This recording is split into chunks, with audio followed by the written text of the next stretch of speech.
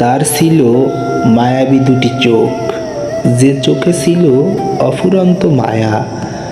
যে মায়ায় পড়ে আমি তার ভিতরে এক আকাশ পরিমাণ সুখ খুঁজে পেয়েছিলাম। কিন্তু এই এক আকাশ পরিমাণ সুখ যে স্বল্পমেয়াদী ছিল বুঝিনি আমি। এই এক আকাশ পরিমাণ সুখকে আঁকড়ে ধরে আমি কল্পনার রাজ্যে সাজিয়েছিলাম এক ভালোবাসার রাজপ্রাসাদ। যে রাজপ্রাসাদের রানী হিসাবে আমি আমার সেই প্রিয় মানুষটিকে চেয়েছিলাম। কিন্তু এসব কিছু যে আমার ভাগ্যে ছিল না। শত চেষ্টার পরেও কল্পনার রাজ্যটাকে কখনো বাস্তবে রূপান্তর করতে পারিনি সেই মায়াবিনীর ভিতরে আমার খুঁজে পাওয়া স্বল্প মেয়াদের এক আকাশ পরিমাণ সুখকে 7 জনমের বাঁধনে বেঁধে রাখতে।